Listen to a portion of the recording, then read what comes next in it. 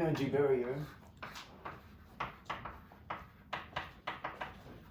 where you to get from say 0 is the local maximum, and to get to a large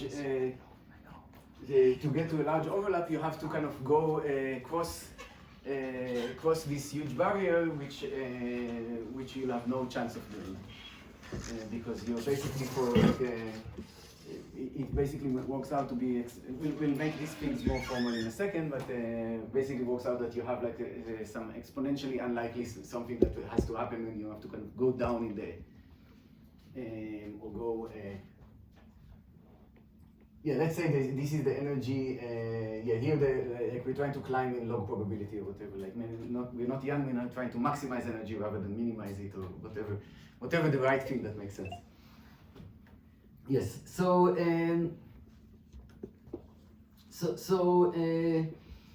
basically the theorem that they would have liked to prove, so maybe I'll say who they are. So they are, it's not me, it's Bandera, Roy, Hopkins,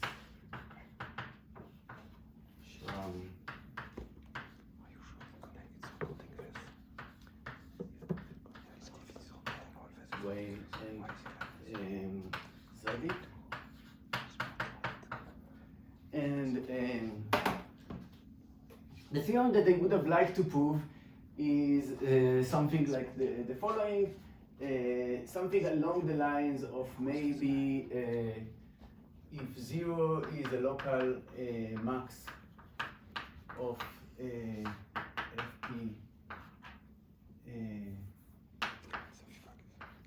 delta, if and only if,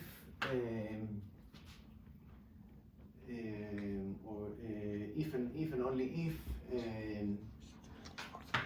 no degree ratio of O tilde 1, which was defined is say bounded. So basically, this would correspond to being, let's call it Franz Parisi hard, and this would correspond to being a low degree hard. Right, so this is the kind of theorem that they would have liked to prove, and they don't prove the following thing, but they prove something. But they prove something that basically also has is maybe in the same spirit. So let me reparameterize. Okay, so they prove so they kind of lose in two ways. So one way is that they move to an annealed version of this FP. And then what they show is basically that rather than this, they show that this something like, and again will be formal in a minute, something like F and annealed delta O1 is bounded if and only if.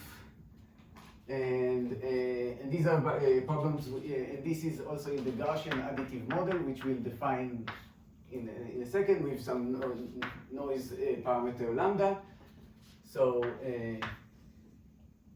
FP with lambda, and here we'll also we'll have Olaf lambda, so we might lose a little bit of constants in the noise.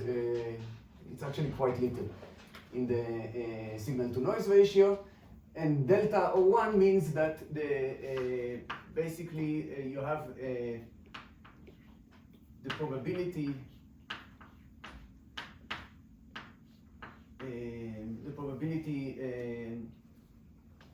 that you get U0 under mu is at least delta is 2 to the minus O tilde 1. Absolute value or something. also fine. So, okay, so we're going to define all the terms now to make this clear. So what I'm going to, so my plan is the following. So I want to define the Gaussian additive model, and then I'm going to define the function fp, and then I'm going to explain why it's related to this kind of free energy and to an annealed version of this Franz Parisi potential, and also why is this condition that this function is bounded also implies that random walks do not converge, there is an energy barrier that blocks random walks, and then I'll prove some weaker version of this theorem. I'll state the theorem that as they wrote it, but prove a weaker version. Okay? So any questions?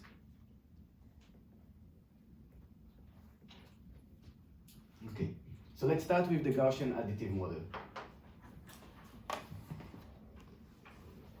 So this is a very nice model that basically we have seen special cases of, and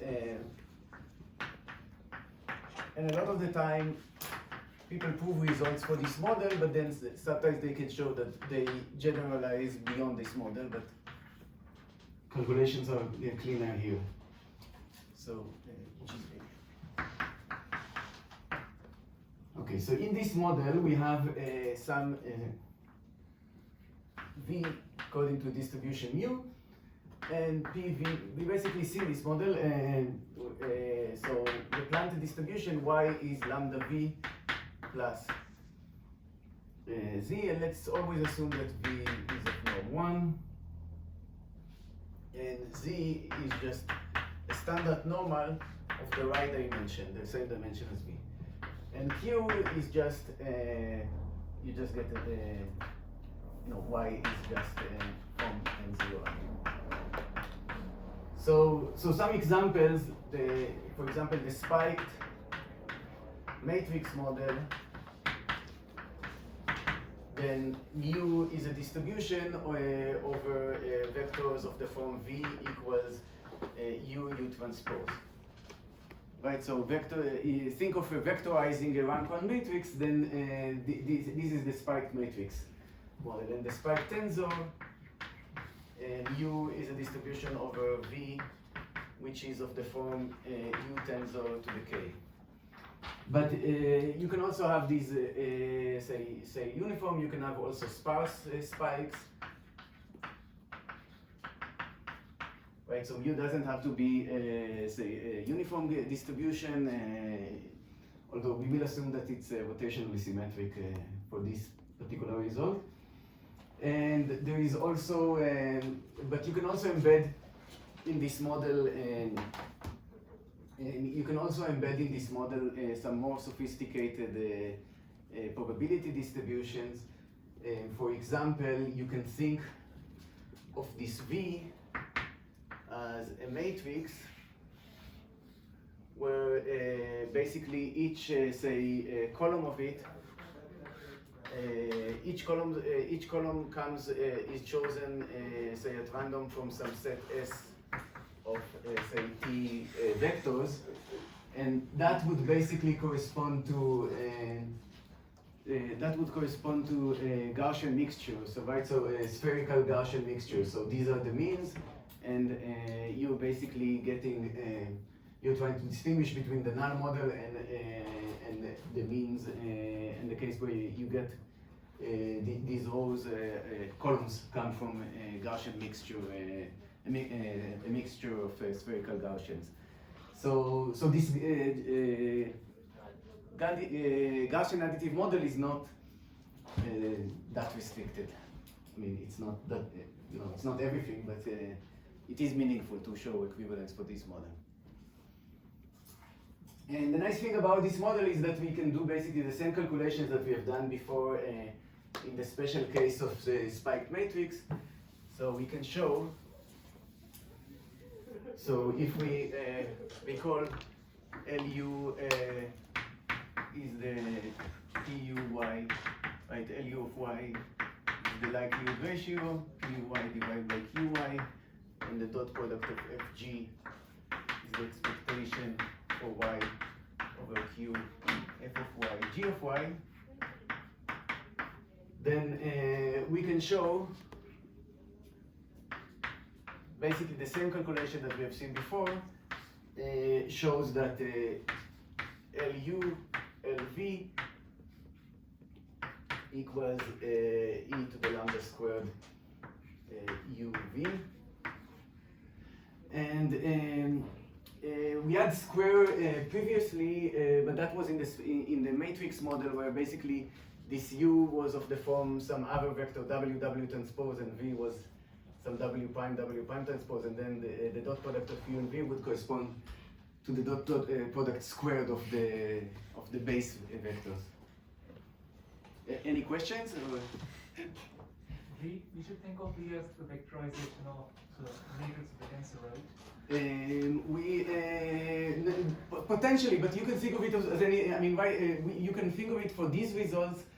You can think of it as for this talk. You can think of it as just a vector, because we'll kind of use it abstractly. But for interesting, it would be kind of interesting often when it's a vectorization of a tensor. But it could also be sometimes just come from an interesting distribution like a sparse or anything like that. So, but for this talk, just think of it as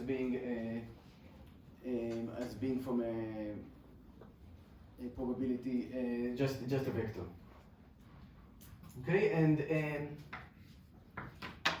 the low degree, the dot product of LU, LV, if we restrict it to low degree, will be again, say you take the exponential function, you take its Taylor, so it's the projection of the exponential function of the above, right? Of the projection to the degree D polynomials, and it turns out that because the Q is just a standard Gaussian, that this is just the standard Taylor approximation. So you can just write little d goes from 0 to capital D, lambda squared UV to the power D divided by D factorial. Okay, so and I wanted to say one more, put one more calculation. Maybe I'll erase the examples and just add one more calculation. That the likelihood ratio itself, LU of some Y, right? So what is it? So so it's going to be e to the half, right? Y minus lambda U squared, right? Minus half.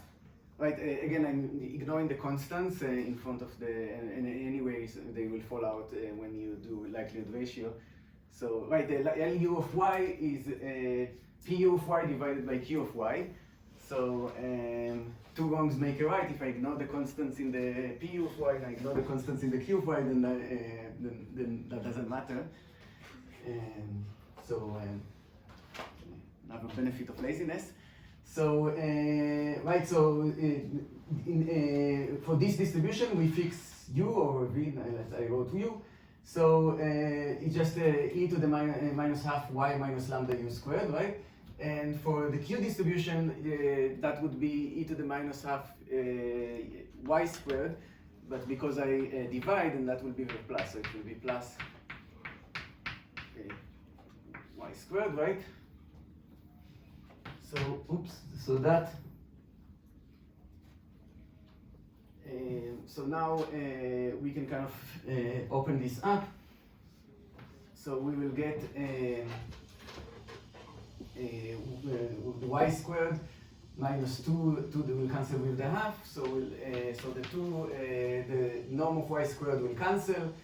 The norm of Y squared will cancel, so we'll get here and 2 will cancel with the half, and so we'll get, and the minus cancel, so we get lambda y u plus, lambda squared u squared, that's a constant.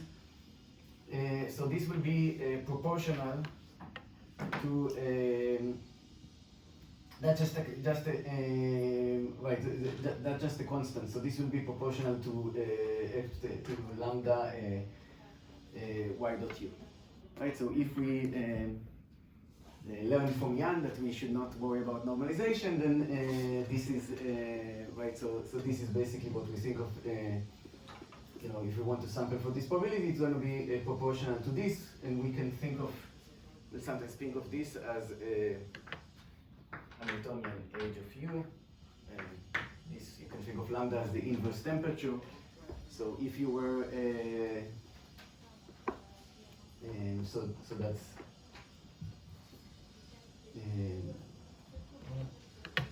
yes. Okay, so let's, right, so let's, now I can define the Gaussian additive model and did these calculations. Are there questions about it? So I want to define the FP function.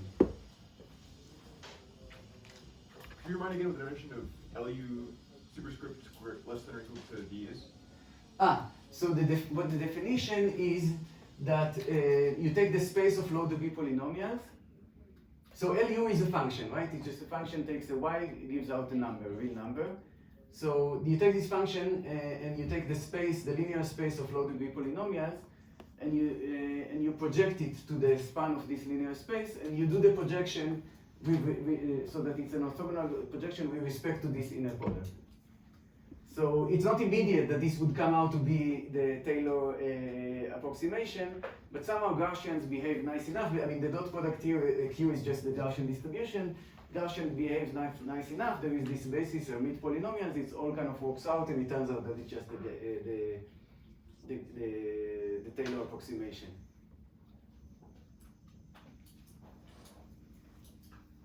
So now we have the Gaussian additive model. Yes. So this is probably a question I should have asked like 3 lectures ago, but yes. V, this mu that we have, is it like uniform, or do we give it like a precise definition or something? No, so the model is parameterized by mu, and it can be generic, it can be all sorts of mu's.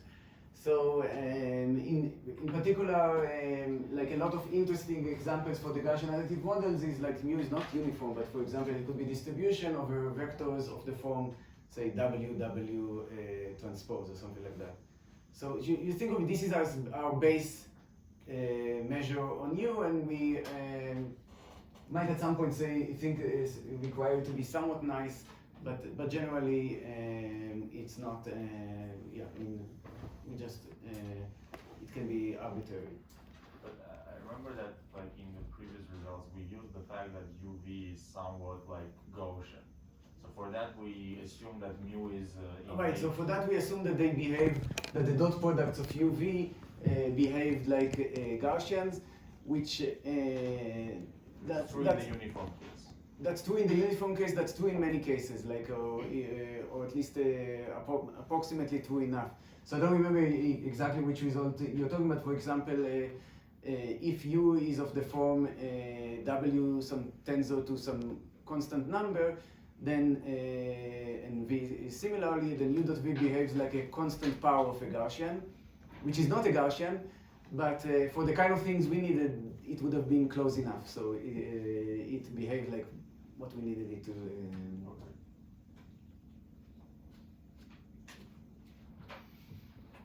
Okay, so so let's just maybe we can. Should we erase this? I think we'll probably not use the particular. Okay, so just let's remember that this is low degree ratio for degree likelihood for degree d is this minus 1 squared, the norm of the projection of the likelihood to degree d minus 1 squared. It's equal to expectation over uv from mu of lu minus 1 lv minus 1 projected to low degree.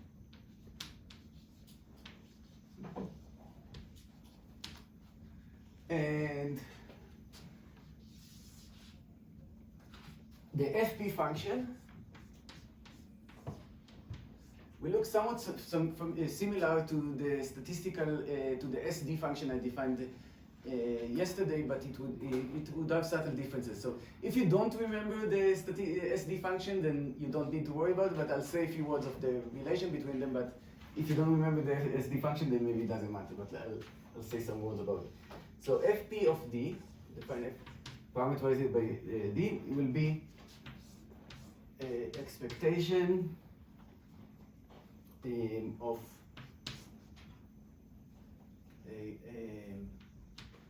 LU minus 1, LV minus 1, so not with respect to, not the projection to degree D, but times 1A bar, where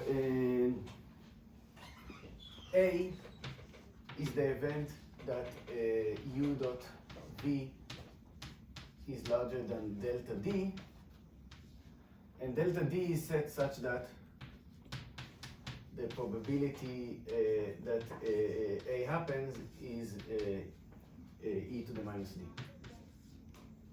Okay, so it's a bit of a long definition, so maybe we should just kind of pause and reflect on it. Right, so generally the likelihood itself, right? So let's just remember the likelihood itself, which is just the chi squared of P and Q, is just the expectation of LU minus 1, LV minus 1. No funny business about projecting to low degree or restricting to this event A bar. And so so these FP and LD are two different ways to restrict to look at something that it will turn out to be smaller than this expectation. It might not be super clear from the way I wrote it, but it's actually not that hard to see. So it will be smaller than. So just to recall, you have once that if this likelihood itself L minus 1 squared is bounded, then this is impossible. Distinguishing between P and Q is impossible. The regime where now what we want to understand is whether these things that could potentially be smaller, what's the relation between the case where LD of O tilde 1 is bounded and when FP of O tilde 1 is bounded. So this would generally, for each one of those is a different, you can think it's a different relaxation, like a function that is smaller than this. So here in this regime where it's actually possible, we know that this goes to infinity, so that the likelihood itself, the likelihood ratio itself, let's say, goes to infinity. And by the way, when it goes to infinity, when we talk about the bounded versus infinity, the minus 1 doesn't really matter, so sometimes I might just ignore it, because we've seen before that this is the same as an infinity minus 1 is infinity. So we are interested in the regime where the problem is possible, right? Otherwise, there's nothing to talk about. So when the problem is possible, the likelihood itself goes to infinity, but these two other functions might still be bounded, and the question we are asking is, will they be bounded in the same regime? And the answer is yes. Another question we could ask is, why should we care at all about this function, and why does it have anything remotely to do with Franz or Parisi? And we'll talk about it Can soon. I just Yes. understand about the definition of the FPD? Yes. How should I understand it? So it's an event A that But- is such that the scalar product between U and V is bigger than some delta, and the delta is such that probability of A is e to the minus d. Yes. So in some sense, you're chopping off the tail. So basically, FPD says we're looking at the same expectation as in the likelihood ratio. This expectation that goes to infinity, that is unbounded in the case we care about. But we chop off the contributions to this expectation over pairs U, V. Right? So we chop off the contribution to this expectation from a particular tail event, the tail event where these things have a dot product larger than delta. So, right, so we look at, so one way to think about it is if it's a kind of square D, if the dot product is square D standard deviations, if it's kind of, if the reason that this thing is large is because of, it only comes about when when these things are, the dot product is correlated to each other in an unlikely way. Yeah, it's just the definition of A I'm not understanding. Yes. I mean the second line of it. Okay. Because if you just kept A such that the scalar product is bigger than some delta, okay, and then I would parameterize FP by delta. But now you're not parameterizing by delta, by D. Okay, so maybe And I maybe don't I'll rewrite it understand in how a, D and delta are related. so let me write it in maybe a slightly different way. So we define, okay, so I define delta of D to be the minimum delta, or let's do maximum delta, such that probability over UV that say LU is 1, LV is 1. Sorry, probability over UV such that UV is larger than delta is at least e to the minus v. Okay? So if you look at Okay. okay, so you look at this dot product, and generally you look at this kind of overlap and the probability. So generally overlap 0, overlap 1, it would kind of go down typically, but we basically chop off. We chop off where the probability of being above here, this is the delta, such the probability that this UV is larger than delta is, it will be basically equal to e to the minus v. We kind of make delta exactly such that we chop off at the point where it's e to the minus d. And then we look at the expectation. So then we define fp of d to be the expectation over the expectation of LU minus 1, LV minus 1, under the condition that UV, the overlap is at most delta, not larger than delta, but at most delta. So basically we drop off the contributions from the tail. Like say, this is probably like, I should have drawn it something like this, right? So you have like a very small probability mass here, and you just drop off like the contribution from the tail. So you look at the contribution, ignoring the tail. And now you can see why, at least philosophically, this should be related to low degree, in the sense that I said that low degree polynomials, their contribution to should not come from tail events. So at least intuitively, there should be it should be somewhat related. That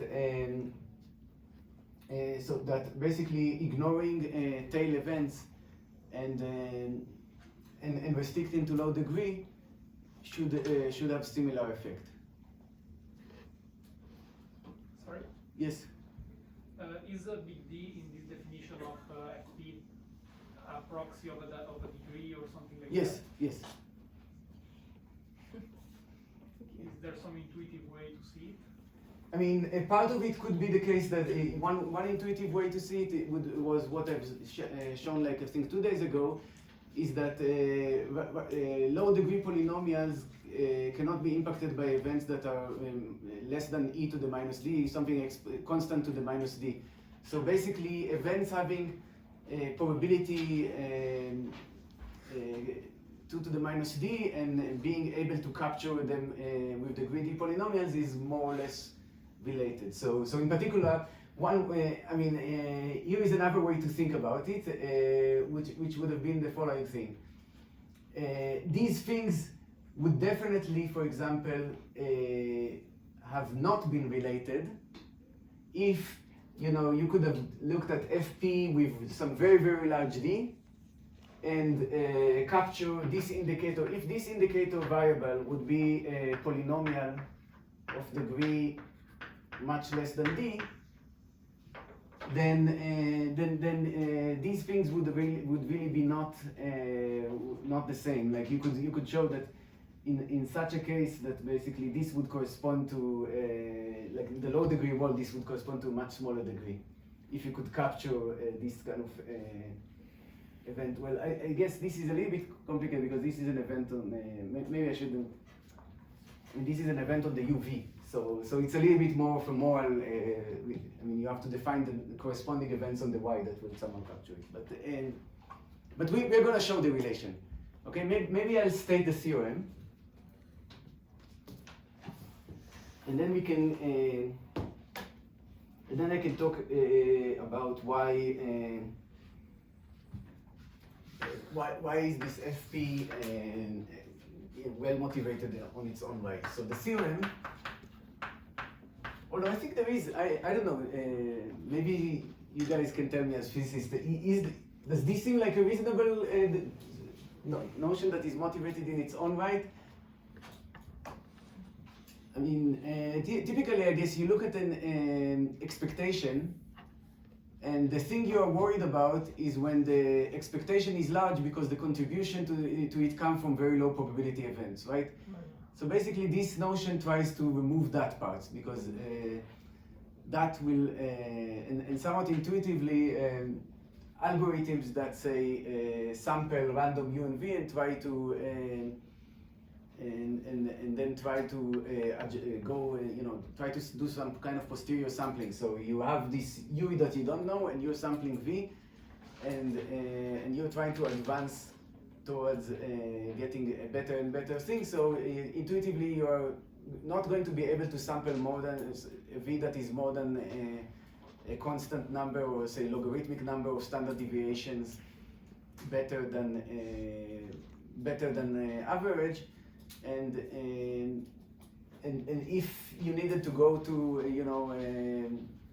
square root n standard deviations before you see anything interesting going on, then you'll probably never get anywhere. And we'll kind of see it more formally in a second. Yes? Just a question. Mm-hmm. If I increase lambda, which is the signal to ratio parameter a lot, shouldn't the peak of the distribution of the overlap be in 1? What? I guess that here the distribution of the overlap. No, this is not the distribution. Just to make sure, this is the distribution of a random UV in the baseline, in the base. Q. In the not Q. These are in the mu. These are right. So just these are U and V. They are not observations. They are samples from. They are signals, and these are the from the prior distribution from U. Not from the posterior distribution condition on right. So these are two random U and V that are both selected from the prior. Not. But depending on the prior, I can have a peak also for high overlap. No, that would be posterior typically. Peak of high overlap would typically be after you looked at Y and sample from the posterior. If you were able to do posterior sampling, then yes, you'd have like a high overlap. But this is just U and V are just independently chosen from the pi distribution mu. Taking a step back, could you just remind us again what sort of object FP of D is? Is this like sort of it's like similar to the chi-squared, except now we're, it's like chi-squared if you don't rely on tail events? So yeah, you can think of it like that. Yes. So basically, one way to think about it is that right, chi-squared of P. You have two. You have chi-squared of P Q is going to be larger than both the LD of D for any D and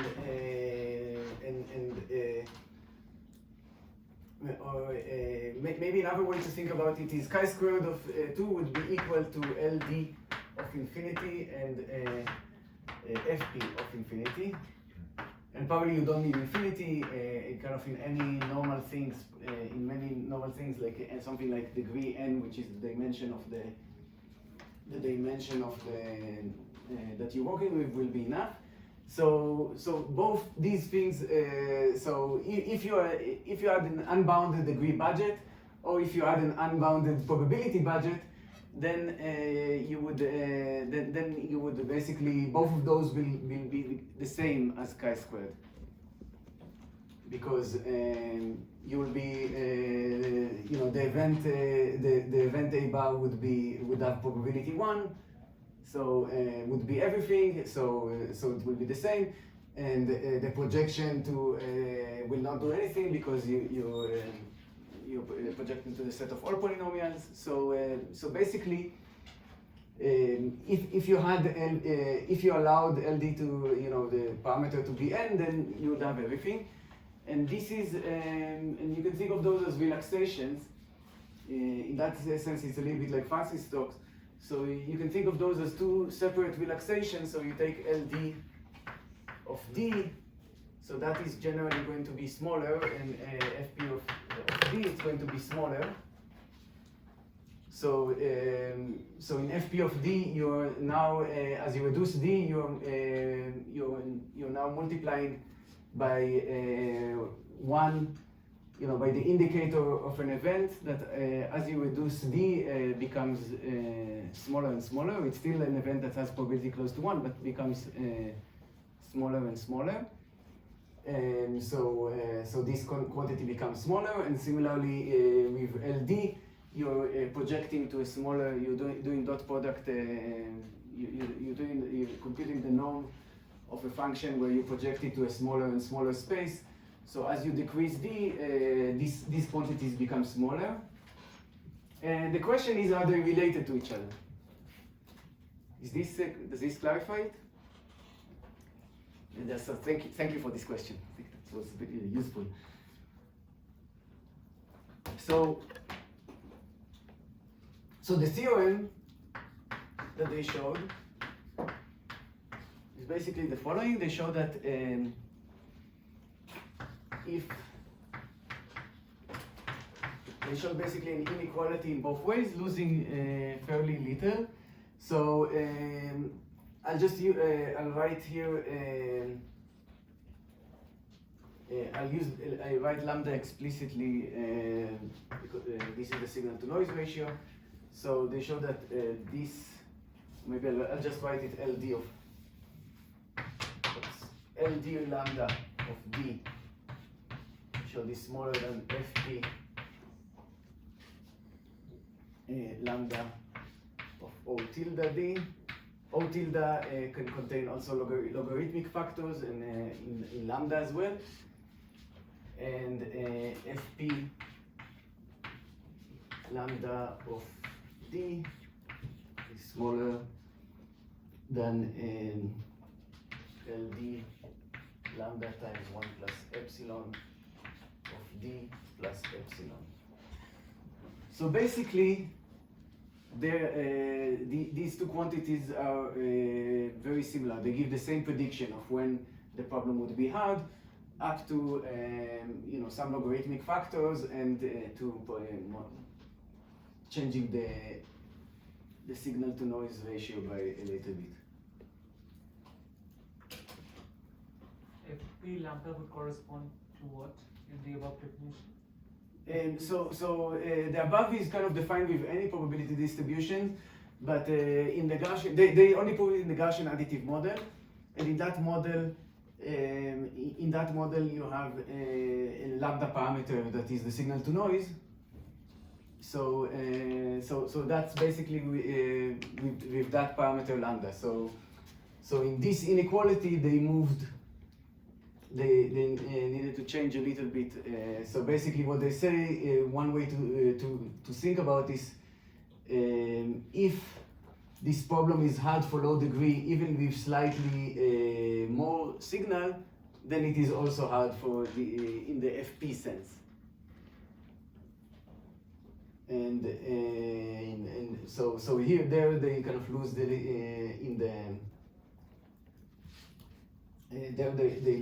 they lost a little bit here, and I'm gonna to get a qualitative feeling, it would have been enough. This is much tighter than what we need for most applications. What we would have been mostly interested in showing that if one of those is bounded, then the other is bounded.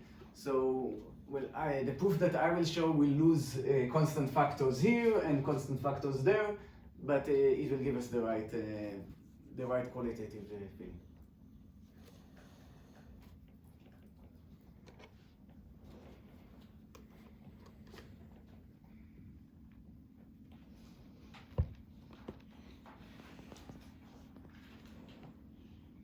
Okay, so maybe I'll try now to give some intuition why we would why this FP quantity is motivated, and how FP being bounded shows that some random walks do not converge.